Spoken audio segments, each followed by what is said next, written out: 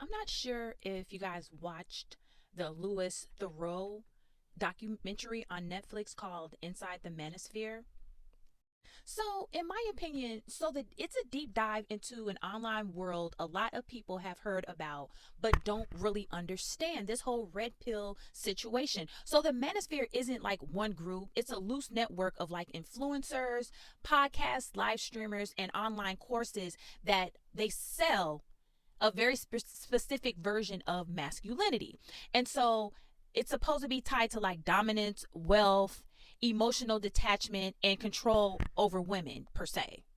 And he goes out and he interviews some of the biggest people in this space, which are this guy named Harrison Sutherland, which is this young guy here. I'm not sure if he's like British or Australian, but in my opinion, he wasn't as bad. He was like this young guy that was doing like all of these stupid little pranks on people like in the streets, and he also was like talking about his dating life. He's a cute young guy, so he's dating a lot of women. He's only 23, so he's just out here being a regular 23-year-old, and then he happened to build up all this following on these platforms, and he's making money. So he's like a wealthy, silly 23-year-old, in my opinion. That's what I got from this guy, and it didn't seem like he was that harmful.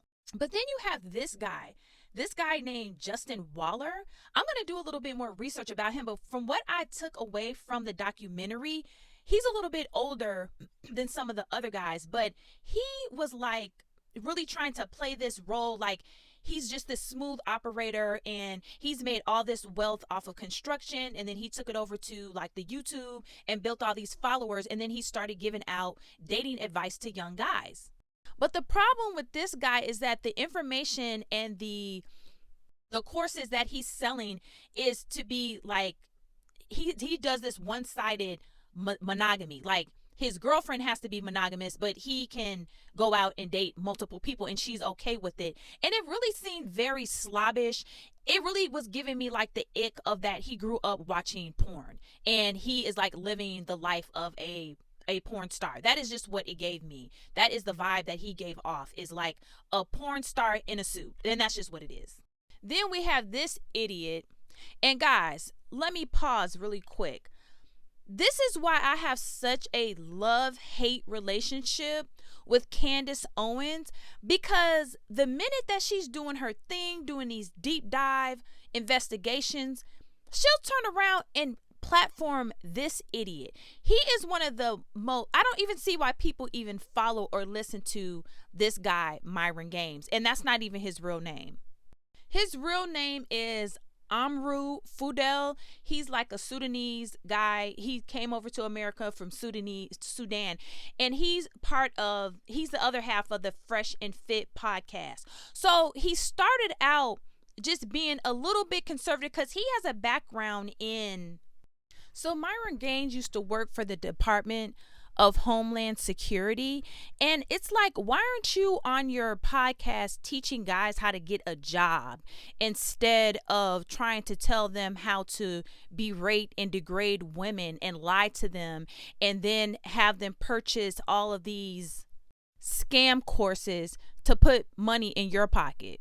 And like I said, I don't know why Candace platforms people like this. And this is why I have such a hate relationship with her on the other side. Maybe because I'm a Pisces. I don't know. I go back and forth. But anyway, that he was just like the goofiest on here. And you can tell that he's not authentic about what he talks about, because like the guy asked him about having he's saying that he wants multiple wives and this, that, and other. He said, well, do you have a wife? You don't even have one wife. So how is it that you want multiple wives? You're just lying. You're perpetrating a fraud and you're fronting like you're something that you're not and selling these lies to young men. And I just think it's disgusting. He had this young man on there. I'm not sure who he is. So I didn't really pay attention to this portion of the documentary. And then he had this guy. His name is Sneako. Now, he is extremely famous on streaming platforms. He has lots and lots of followers. This is where he came from. He's just like a little nerd that was in his room on the internet, streaming, playing video games. he got a lot of followers, and once he hit puberty, he decides to go out and be an influencer to young men on how to date when he probably don't even have a girlfriend, because you could tell he don't have no game about himself. But this is what these men are doing in this manosphere, and they're making tons of money. And unfortunately, a lot of young men are following them and buying all of their courses, thinking that if they follow these courses that they're going to be rich like them, they're going to make money, instead of actually showing them how to make money and being honest with them about how they're making money, because they're selling them these scam courses about what it means to be a man, how to date women, and they don't even date women. Allegedly, in my opinion, they don't.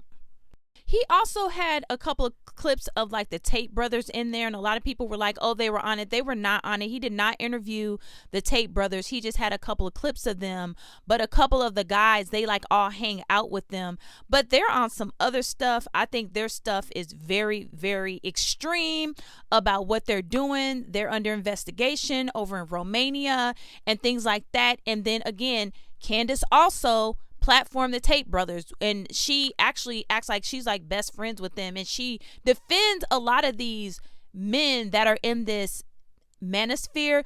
And you guys, I'm gonna cut this short because I'm gonna do a part 2, because I want to talk about how the manosphere kind of segued into bashing disenfranchised communities as well.